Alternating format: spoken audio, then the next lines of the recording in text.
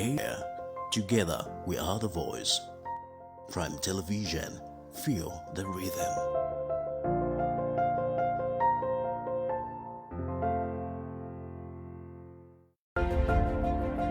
We climb the peaks together. We shine together. We move places together. We are everywhere. Together we are the voice. Prime Television, feel the rhythm. Good evening and welcome to this afternoon's broadcast of the Ask CDF television program. My name is McFarlane Munyanga. There have been questions that have been asked bordering on a CDF, and indeed today we are here to actually bring out issues bordering on a constituency development fund, and indeed just an understanding of the constituency development fund and what it is and how it actually got incorporated in our Republican Constitution. And in this regard, we will give an understanding, just a snippet of it.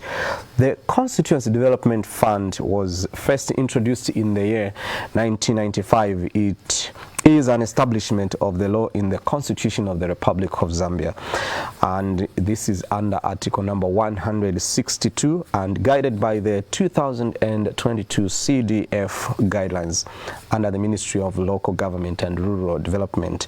In 2021, the government increased the amount of CDF from 1.6 million kwacha to 25.7 million kwacha per constituency, and expanded its scope from funding only community projects to youth, women and community empowerment and secondary boarding school and skills development bursaries. Today's show is a part of the Ask CDF project by the Alliance for Community Action, ACA. The project is the overall goal of promoting the voices of citizens in the management of the Constituency Development Fund, CDF. Ladies and gentlemen, welcome to this week's episode of the CDF or Ask CDF TV series, and of course this is an initiative that is brought to you by the Alliance for Community Action, ACA, and today's topic of discussion is promoting citizens' voices in the management of the Constituency Development Fund, CDF. My name is McFarlane Munyanga, and our special guest is Kaalu Mubita, and she is a Senior Programs Officer for Alliance for Community Action, ACA. Welcome to the program. Thank you very much, McFarlane, and we're glad to be here as ACA. Great. To begin with, who is Alliance for Community Action? What is the Ask CDF? So the Alliance for Community Action is basically a civil society organization, a local one for that factor, which works around ensuring that citizens are being able to demand and ask questions about how public resources are utilized. The end goal is to ensure that we have full and equitable benefit of public resources in Zambia. All right. There have been a lot of questions, surrounding CDF, Constituency Development Fund, and a lot of stakeholders or the beneficiaries have been asking questions as to, whether the money has been really, disbursed to constituencies. And people have explained, but still we still have a gap insofar as information dissemination is concerned. Where do you think, we are still lagging behind in terms of information dissemination towards the knowledge surrounding CDF? Thank you very much. So one of the focus or aims of the CDF Ask project is to promote citizens' voices, to speak around CDF, access CDF, and also monitor CDF. So how do we give citizens voices? They definitely need information. And you rightly mentioned it, so that there's a gap in information when it comes to the CDF processes, implementation, and management. So one of the challenges is really that there's lack of information out there for citizens to be able to fully participate and benefit from the CDF. When we say lack of information, for instance, we look at issues such as when we look at the youths, some youths up to now, I think we're in the third quarter of the year, do not know how they can benefit from the skills fund. So you begin to wonder then, how are they fully going to benefit from CDF if youths who are supposed to be going out there and applying for bursaries to go to skills centers are not aware? So for us as Alliance for Community Action, what we really want to do is to support the government to bridge these gaps, especially when it comes to limited information existing around CDF. All right. One of the strategies of the Constituency Development Fund, CDF, is to increase citizens' involvement in the provision of developmental services and, in so doing, empower them to manage their livelihoods.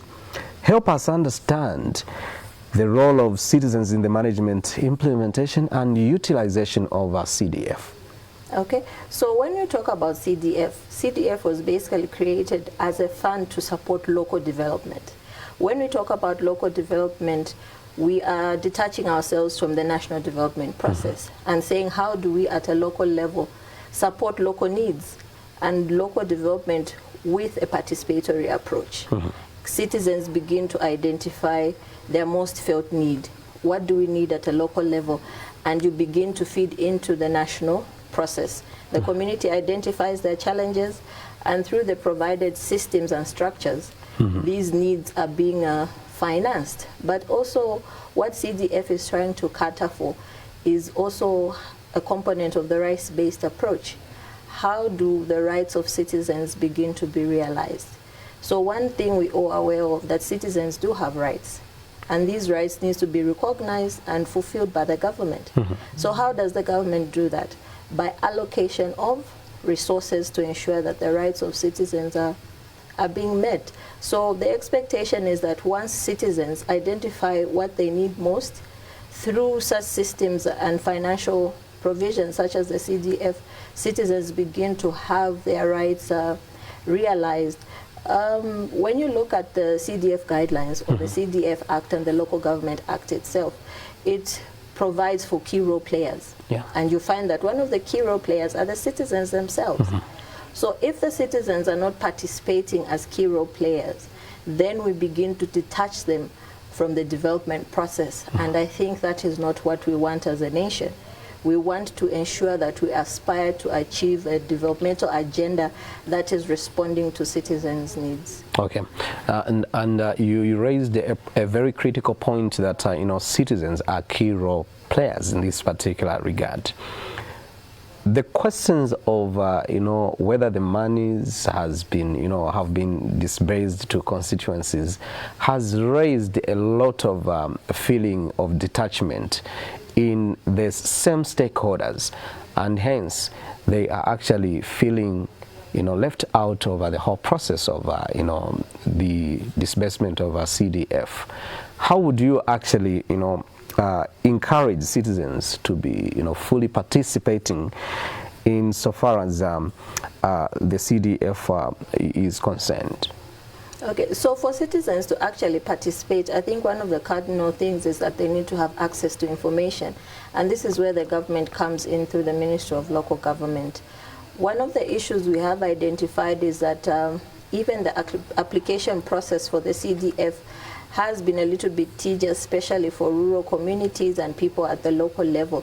So how do we, through the local authorities, begin to sensitize our citizens, provide them with information that will allow them to ensure that they're able to participate in the CDF development processes? So who is providing this information? One of the challenges already is that when it comes to application, you find that citizens are not participating in the local government structure. They are not beginning to identify with their ward development leaders, because that is where it begins. So if we can have rigorous support to such systems such as the local level ward development process, you see that now we have the local leaders engaging more frequently with citizens, helping them to identify projects and also reaching out to them to benefit from the various components of CDF. So one of the weaknesses really is how do citizens begin to access this information? And I think this is one of the key issues we've seen in this year's implementation of CDF, that there's a big and huge gap. When the citizens apply, are they given feedback on the state of their application? What have they missed out? Have they been able to receive feedback from the local authority? And what opportunities are available? I'll give an example that has emanated out of our work, for instance, in Livingstone. You find that the local authority there, through the WDCs, is literally looking for youths who can apply for these skills bursaries. But again, you find that the youths themselves, as we go around doing our sensitization, are not aware that they can actually go and get these bursaries, support themselves, and also lead into a path of local entrepreneurship. So that disconnect of information from the local authorities and the local structures and the citizens is what we really need to bridge and invest a little bit more on local level sensitization for citizens to know when they should apply, how they should apply, what is needed in their package of the application. Also, though the local level structure provides for guidelines, one of the things we have noticed is that because of the lack of financing for WDCs, you find that even local authority officers who are assigned to WDC level do not have financial support for them to participate in these roles. So all these are affecting the participation of the citizens.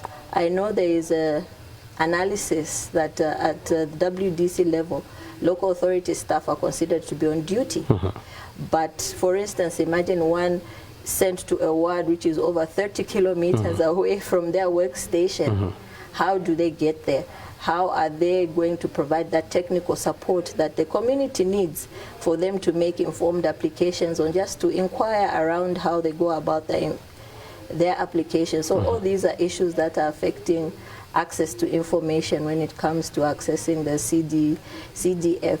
And I think also the feedback and turnaround time just from the ministry, giving us constant updates as citizens. This is where we are, this is what is happening. It's a little bit challenging. It's more reactive than proactive. When there's an outcry, we hear a statement.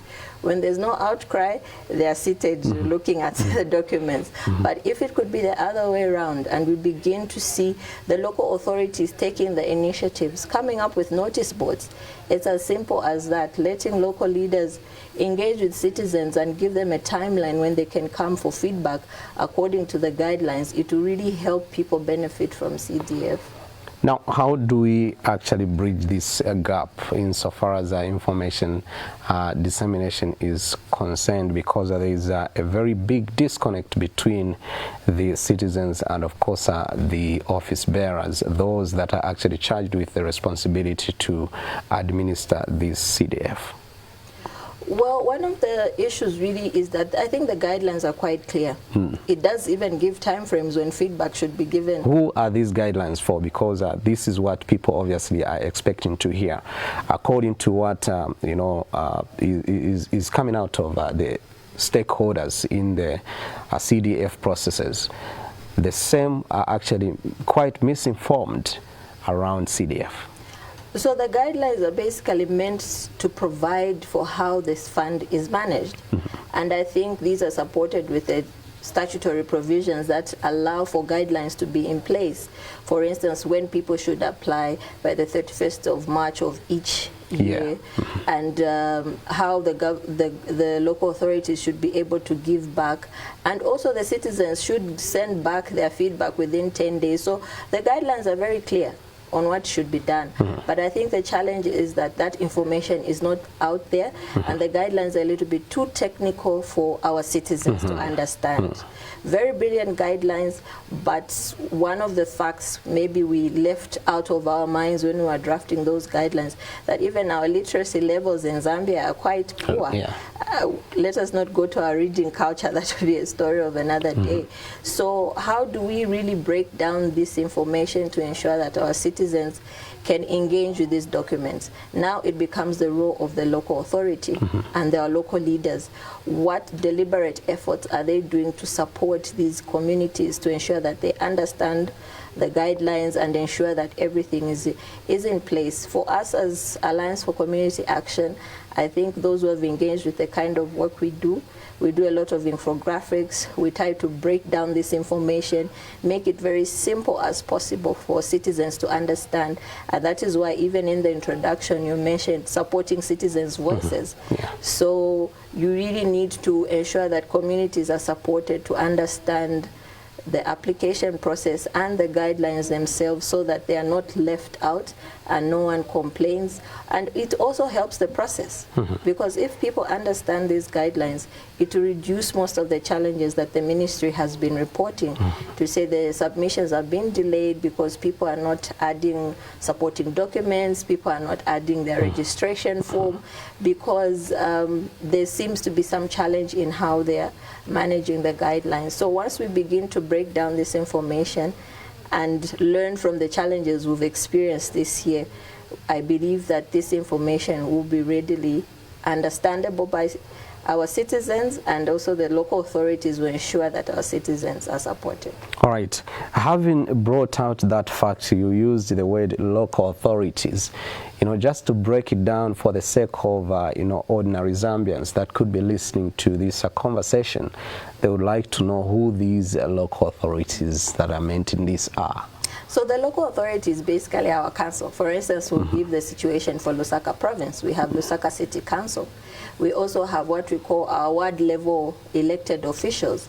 So all those support the local structures, and these are people whom we have elected, especially the WDCs, and given the mandate to support local government systems. But when you basically say local authority, you mean your local council under the local government structure. So if someone walks into the council, they must be able to be guided on how they can manage these processes. We have a structure under which is the CDF committee.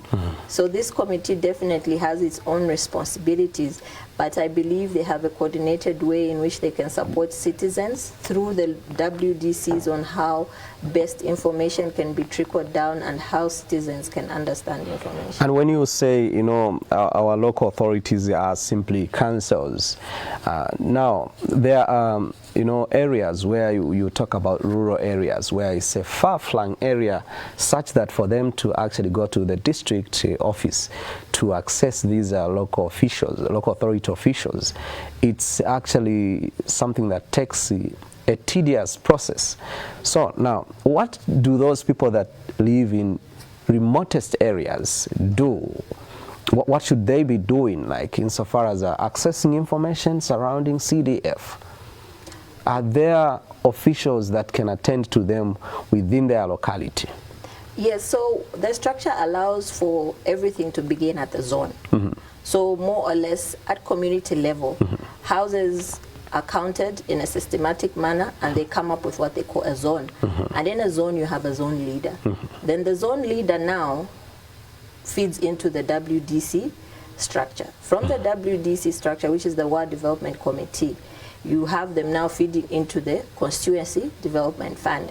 And also now that is where at the WDC you have our local councillors. Maybe that would be a little bit easier for our listeners. So the local councillors actually form up our local authority structure. So within our communities, I believe almost everyone knows the councillor. But unfortunately, I don't know my councillor where I live. You should take interest because that is where development starts from, and that is where we begin to make our submissions for what we want to see as citizens within our communities. So once our local councillors who are part of the WDC structure go on and feed into the CDF committee, which is now the committee that is assigned to receive information that comes from the WDC. So one does not necessarily have to travel all the way to the local authority or the local council just to go and seek information. They can be provided with assistance from the zonal level, from the ward level through our councillors, and following that hierarchy. So we do have representation within the communities for people to be able to go and ask for information. That is why we say that these leaders must be accessible. Yeah. And avoid hoarding onto information, because information should be given out to the citizens in the correct and appropriate manner so that they are able to benefit from such initiatives such as the CDF. All right, now you highlighted it very clearly there, and I would like to hear from you, what do you think are the reasons for low citizen participation in the CDF? Well, just as I mentioned earlier on, one of the reasons we have for low citizen participation is literally the lack of information. There is a lot of information that is missing and the citizens may not be aware of. There is a disconnect on the categories of the CDF itself, the community projects, the bursary component and the skills fund, and the grants that are being provided to youths and women. So you find that, for instance, in a youth group, you find people who are not legally provided for as youths appearing in that group, and then they disqualify the whole group. So you see already, if citizens begin to understand when they say this is for youths, what does it mean? This is for women, what does it mean? Skills fund, how can we access it, and what do we do? What do we do about them? Then I think also one of the challenges, as you asked about the CDF, is really the procurement process.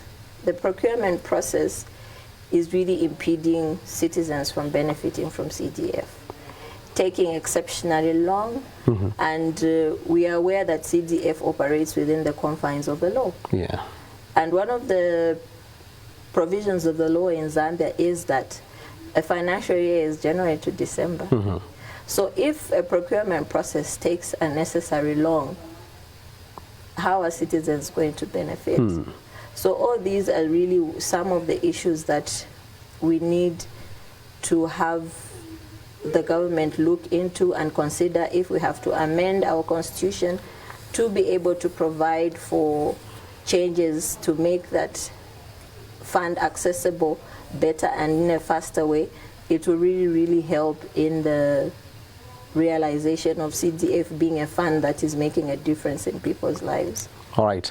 Now, dear viewers, wherever you are watching this program from is actually Ask CDF project, which obviously will be coming your way. We have 3 more weeks for us to actually bring about this particular program, and you should take keen interest in following up matters bordering on CDF.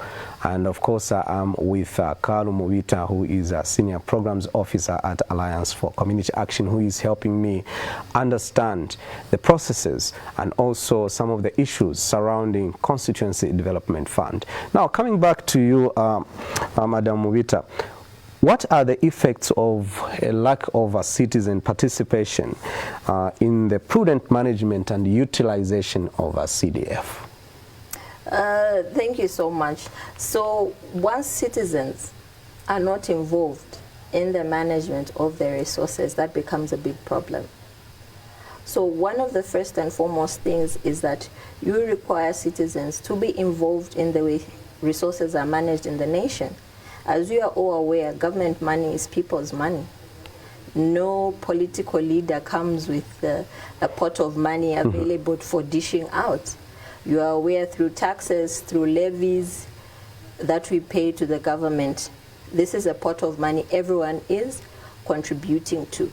So once we begin to have citizens speak to how money is being utilized, it also helps in deterring, for instance, issues of corruption. Because now those who are assigned with the responsibility to manage public resources are aware that citizens are vigilant, will be asking questions and demanding for accountability. And also, once citizens are involved in the management of public resources, it goes back to our earlier discussion, you're able to realize their rights. Once the government allocates whatever millions to the education system, for instance, the government is working towards realizing the right to education. Money is allocated for water and sanitation, you're realizing the right to ensuring that people have water. So that cannot happen without resources being allocated. And also the other issue, especially for instance, such funds as CDF, when you look at how the CDF comes into play, it is the local communities identifying their needs. And it goes on in such a manner till you reach the CDF committee who actually now begin to rubber stamp and agree to say this is the project.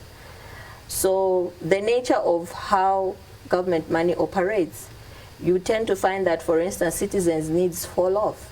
So how will they begin to hold these people accountable if they're not involved? We said we wanted a clinic in Community X. Why have you approved something else? Or we agreed that we are going to construct a 2x3 classroom. Why have you constructed a 1x5 classroom? Already you begin to provide checks and balances to ensure that the needs of citizens are met. Because sometimes you say we're going to construct 12 boreholes and you provide 10. Why are you providing 10 when you asked for 12? And that is why we need citizens to be involved and to begin to ask questions.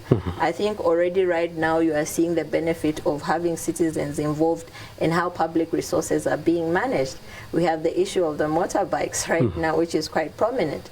And that also came through citizens expressing and airing their views. How is our money being used? Is it to the maximum benefit of citizens? What can we do to ensure that everyone has an equal share in public resources and no one is seen to be taking advantage of the process or trying to put money in their own pockets for their own personal benefit?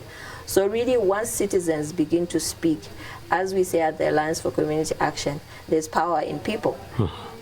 And I think even our political leaders are aware that it is one of the most feared powers, which is the power of the people. So you wouldn't want to really go against what the people want. You begin to hold yourselves accountable. But also what is very critical to it is that we stamp out abuse of public resources. When public resources are channeled into a private pocket, we deprive a child somewhere. You deprive a child of medicines, you deprive a child of the education they need, or the social welfare assistance that is required. So for citizens to begin to air their views is also to encourage accountability, but also for the realization of their rights. All right.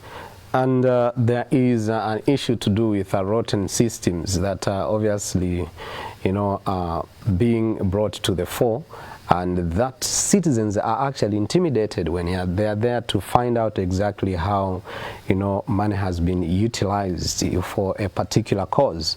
You would find that a citizen is intimidated and, is silenced in a certain manner such that they cannot air out their views and even question the office bearers about how, money has been utilized. So how are some of these issues addressed?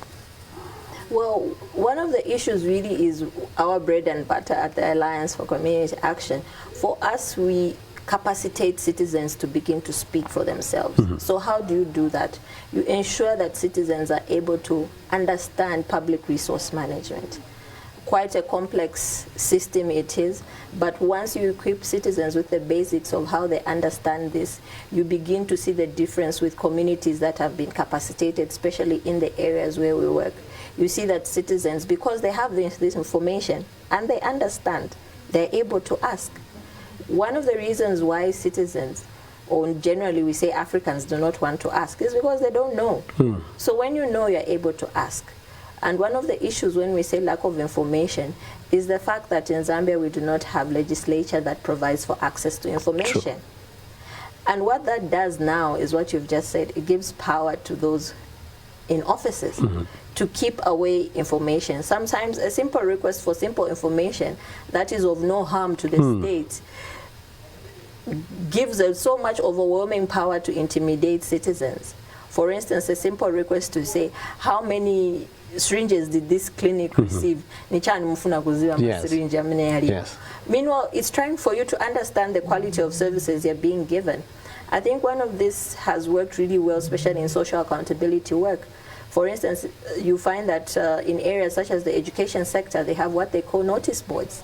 So in some schools, you find what they do is that when the headmaster receives whatever he has received as financing for his school, he posts it on the notice board. Yes. I've received 200 kwacha.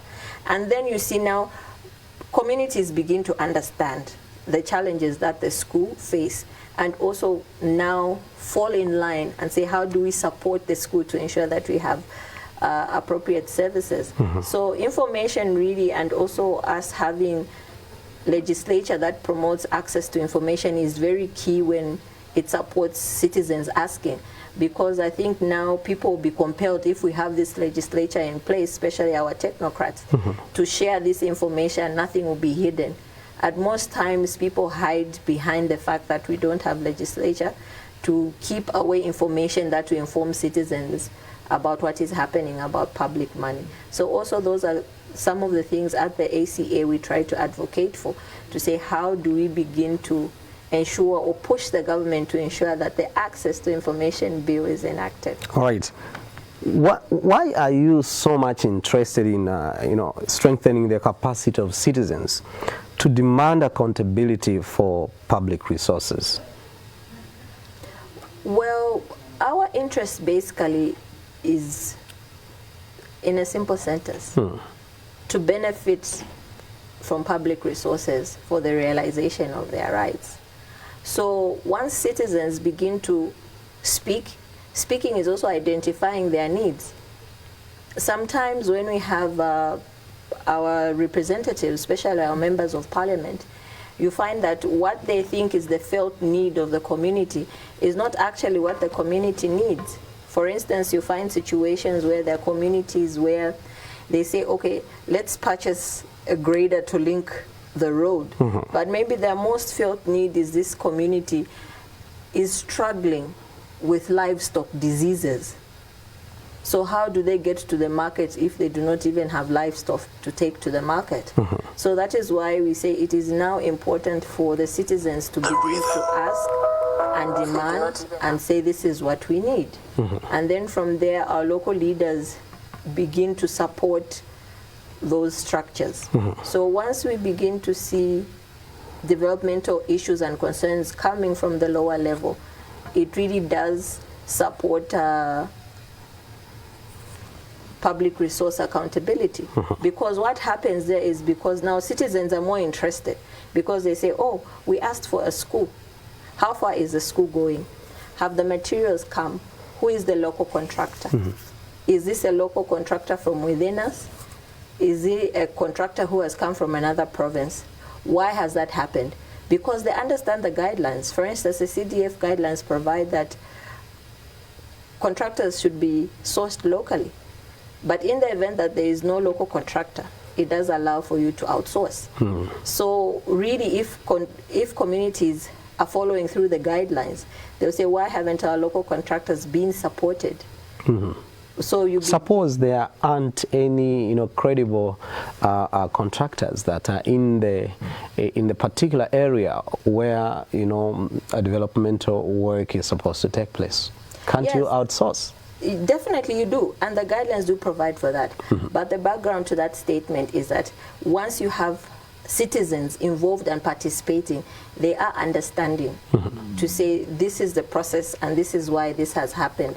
So giving citizens voices also is very important, because they begin to realize their rights as they are able to participate through public resource management. All right, let's go to, let's first of all inform our viewers that you can as well be a part of this conversation by calling us up on the number that is actually on the bottom right of your screen, and you can be able to give us a call and contribute based on that, on what has been discussed on this program as we move on.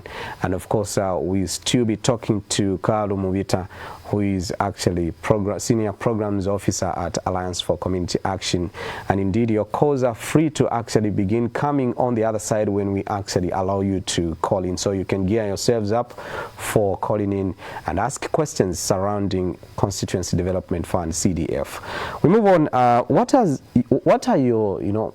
been your observation, on CDF processes, management, and implementation in the districts that you are actually operating in. Okay, so thank you very much, McPherson. Just as I earlier on mentioned, access to information has also really been a challenge as we implement CDF. What I may quickly want to mention is that it's all not doom and gloom.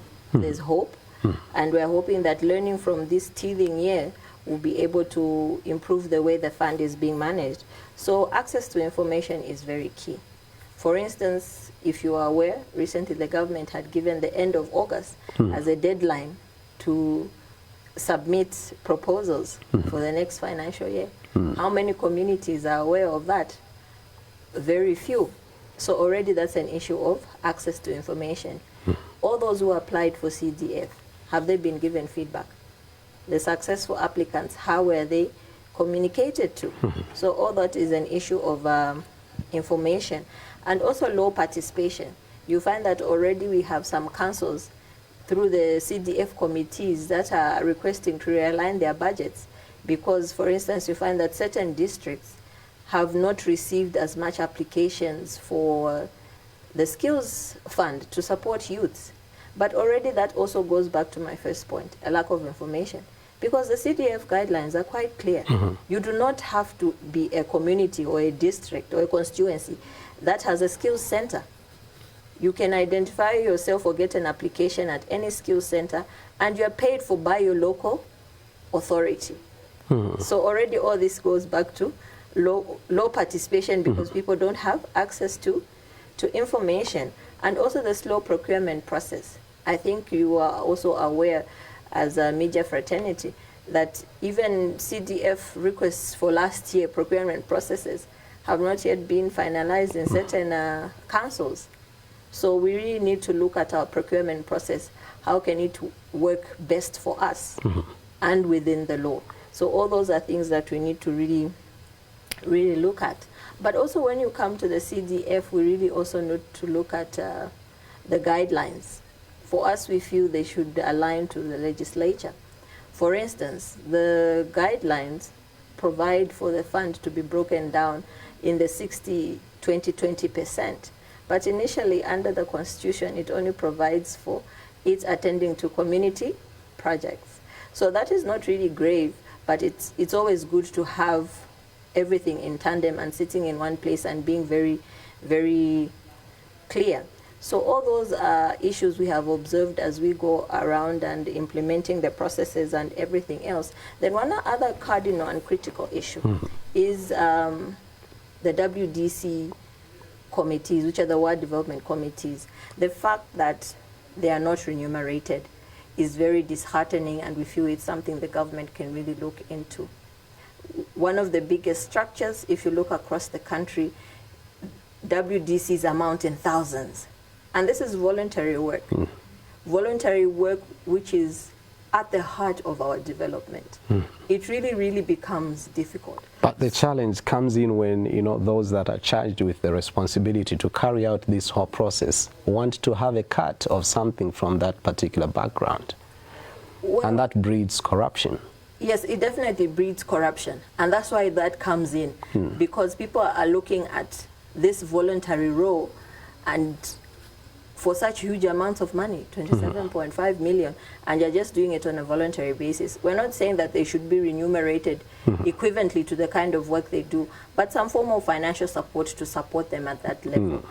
The other issue also we want to look at, and we have observed, is also the capacity of the local councils. For instance, we'll give an example of Lusaka. We have approximately, is it 7-8 constituencies? Yes.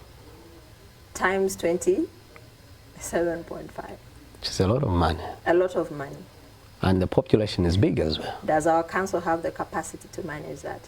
And they still have their other constitutional roles and responsibilities outside the CDF. So all these are things that once we begin to reflect from government perspective and civil society, how do we harmonize this to ensure that we manage? Some councils are managing quite brilliantly. In fact, already they're getting good feedback. In our work, we've come across the Ministry of Local Government actually recommending local councils like the Mongo Local Council, working quite well. The application was processed in such a quick time because it was a consolidated application. So already all that goes to how do we understand these processes. For instance, in certain constituencies, you have several wards, 7, 8 wards.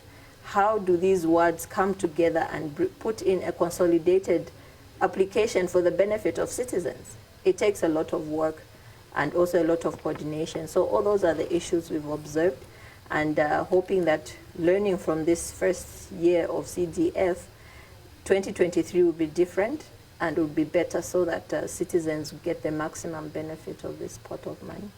Right, and this whole thing surrounding, CDF has been very much, misconstrued insofar as how it works, and just its modus operandi has been really something, difficult for people to understand. Now, does the government still need to actually revise or change the CDF law and guidelines because of the same, things that people are not understanding very well, the processes and everything? Well, from our perspective as ACA, I think the guidelines need to be revised to ensure that it provides for better realization of public resources for every citizen. For instance, I'll give an example. When you look at the CDF guidelines, it provides for the Member of Parliament to nominate almost half of the CDF committee. When you look at the CDF committee, there are about 12 or 13, dependent on constituencies that have more than one chief in that constituency. So already what that does, in as much as there's a provided structure about how CDF should come into play, the MP has the power to have their choices and wishes for constituencies to be top of priority. Remember, at the CDF committee, they are choosing and prioritizing what should be done. And if you have a committee already where half of it is aligned to the MP, I believe what the MP will feel is the felt need of the citizens will go.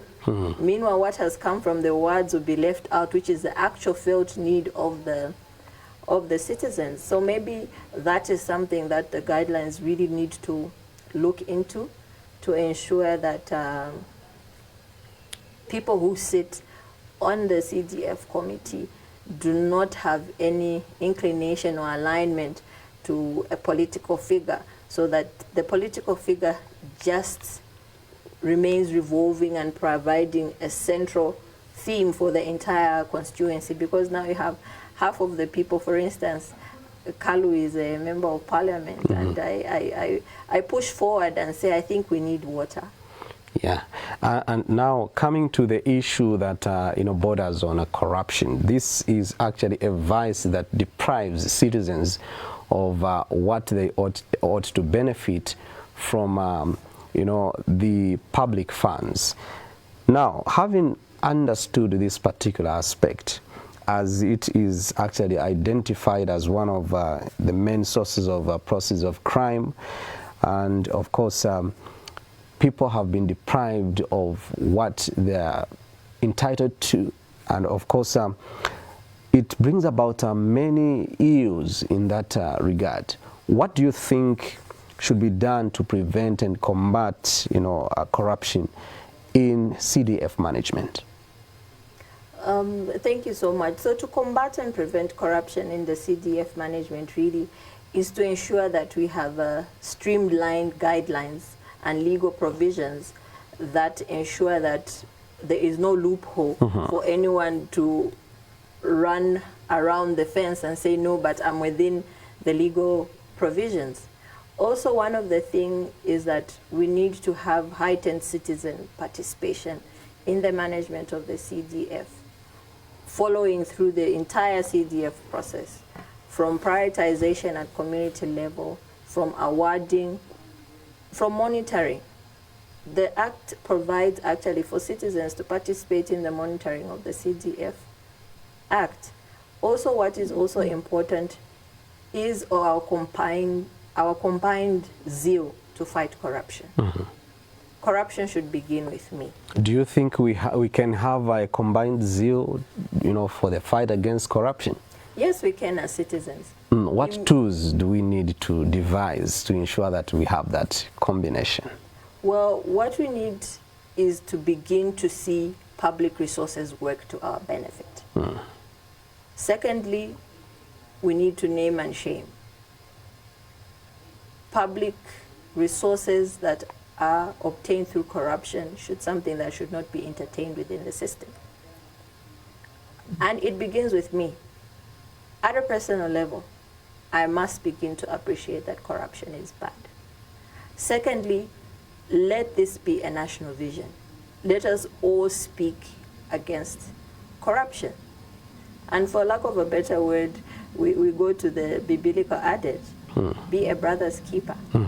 If Macpherson is seen to be dubious in the way he's trying to access CDF, I must be able to call that out and say, can we protect public resources?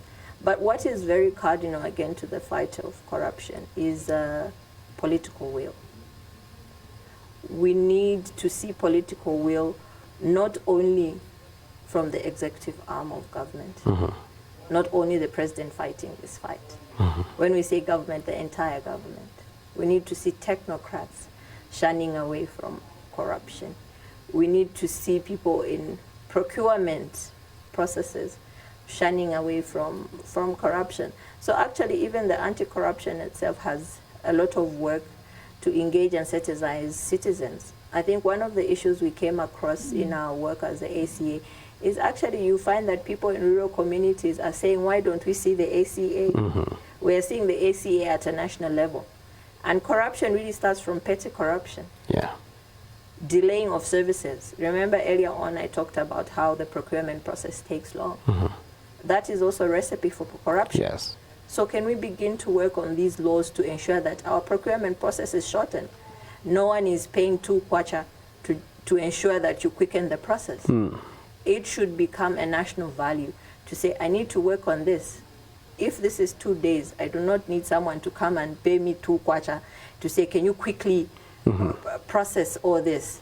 And if we have our procurement legislature watertight, ensuring that our processes are quickened, all this becomes easier. I know where to get my CDF form.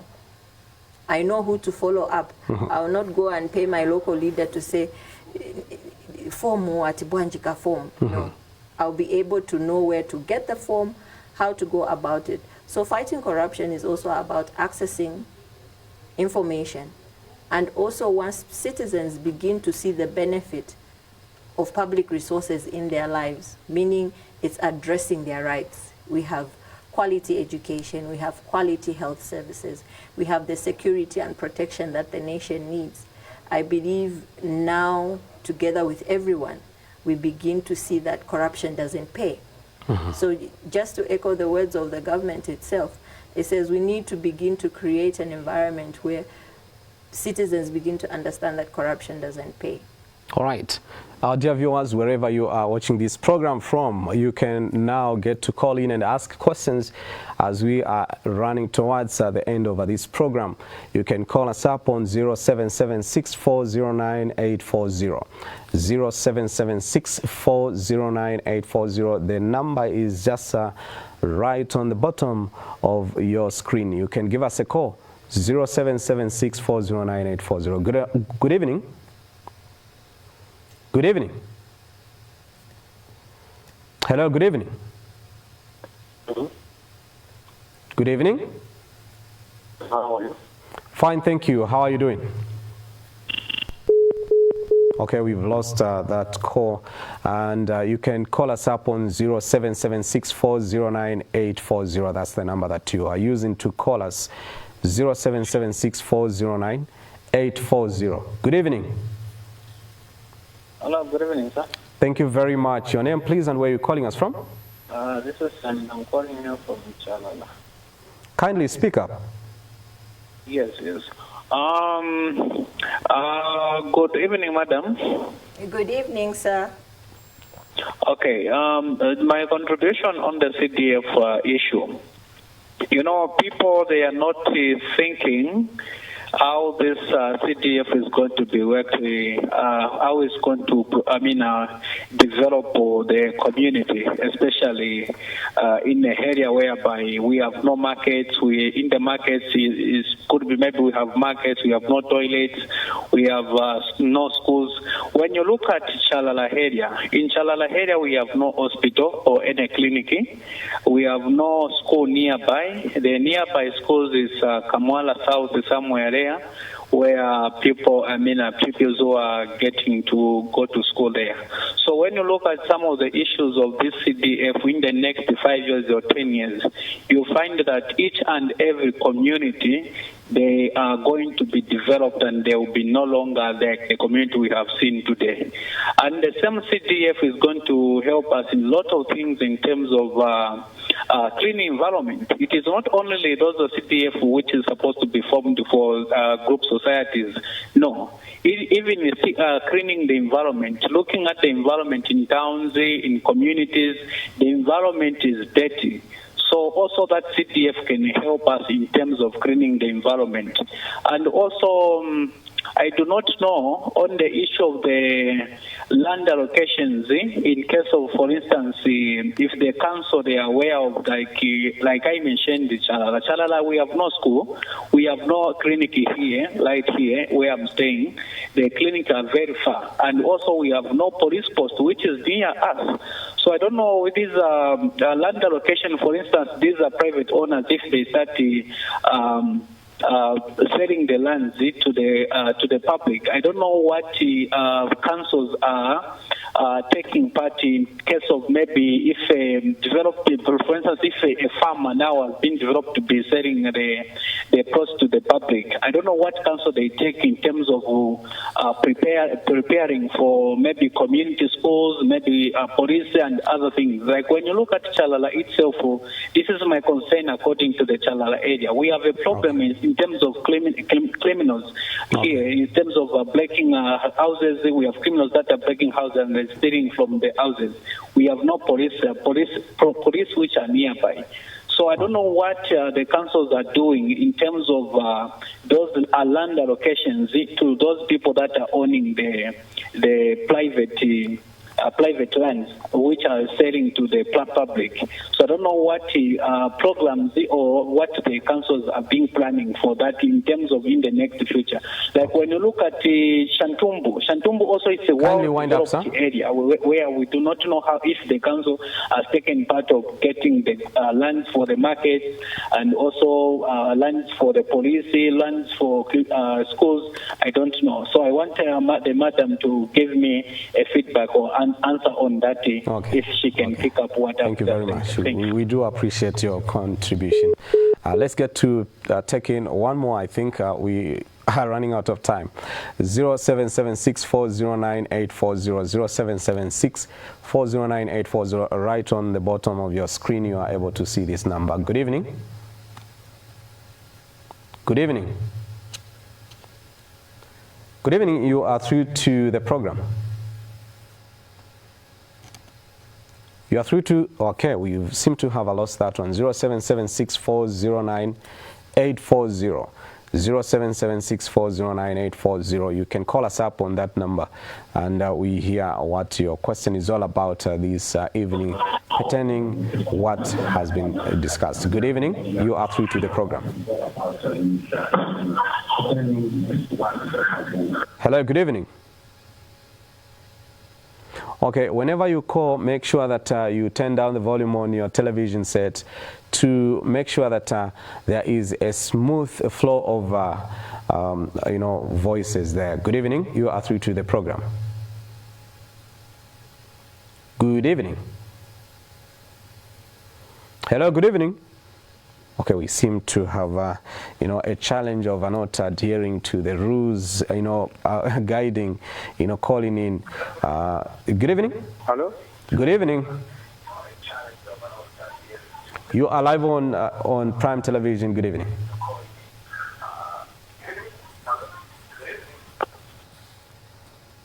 Good evening. You are live on TV. Okay. when you call in, make sure that you turn down the volume on your television set, or you simply switch it off so that we can have a smooth flow of voices in that particular regard. The audibility gets quite compromised and we have feedback. Good evening. Good evening. Good evening, you are through to the program. Okay. Okay, I think I would like you to respond, and we should be winding up on the other side. Okay, thank you so much. The colleague from Chalala has rightly mentioned CDF is supposed to facilitate for local level development. I think as we go around in communities sensitizing them around CDF, one of the critical things we mentioned to them is that CDF has given you the power to change your communities. And the way it was previously, where communities keep on crying to central government, what the government has done actually indirectly has given you the power to identify what you want. So it's really important that you understand the whole scope of a CDF. For instance, we give an example as we go around sensitizing. Imagine if in year one, you access the fund through a bursary for skills. Year two, you register yourself a company through your skills. Maybe Macpherson and Sons plumbing. Year three, you're actually now participating and doing plumbing work for the projects that have been identified within the constituency. So I think some of that is the thinking around how to boost local level economies through the CDF. How do we begin to see that our communities are prioritizing? I heard my brother bemoan the fact that projects are not being identified that benefit the community. So it really starts at the local level. Are we going for these zonal meetings? Are we ensuring that we are participating in the prioritization process? Because if meetings are called by the council through the local ward development area and only 4 of us attend, it will be the 4 of us airing what we think affects us. And at the end of the day, 300,000 citizens who did not come for the meeting will feel that that is not their felt need, because the 3 of us presented what we want. So it's very important for citizens to understand that they need to participate. Again, goes back to information. The councils need to work hard. They need to ensure that people know when the prioritization process is going on, when are people meeting in zones, when are people meeting at ward level, to identify what they need. When he came to land allocation, I believe the council has a system. When they earmark an area for housing initiatives, there is an allocation for all the amenities he mentioned. So we really need to go back to the local authority and ask them where the site for the police, the clinic, and the school really is, because it becomes difficult now for CDF to, for instance, to provide money for Chalala to build a clinic when they have no land. So really the local authority, they are in a better position to answer, to say, do we have enough land for such projects, or how can we provide land for the project? All right, and that comes back to access to information. So now, just as we wind up, what is the role of civil society organizations in the utilization, implementation, and accountability of our constituency development fund? This has been a very, very big question people are asking. I think throughout our discussion we've been talking about information. So I think it is the role of CSO to support government to bridge this information gap. And that's what exactly we're doing at the Alliance for Community Action. If you go to our website, ACA, you'll be able to download CDF application forms, you'll be able to download CDF guidelines, and any other legislature that is linked to the CDF. But also, what do we do in communities? We go out to communities to sensitize and ensure that they're able to understand how they can benefit from these local resources. And also, just as I mentioned earlier on, support communities to be able to ask and also to demand for accountability. So we must be supporting government to bridge the information gap in our own spaces and ensure that we continue to advocate for the prudent use of public resources. Kaalu Mubita, Senior Programs Officer at Alliance for Community Action, and we have been looking at Ask CDF project, and of course we will be having some more Ask CDF projects programs coming ahead. Make sure that you catch us next week at the same time. My name is McFarlane Munyanga. Goodbye for now. We climb the peaks together.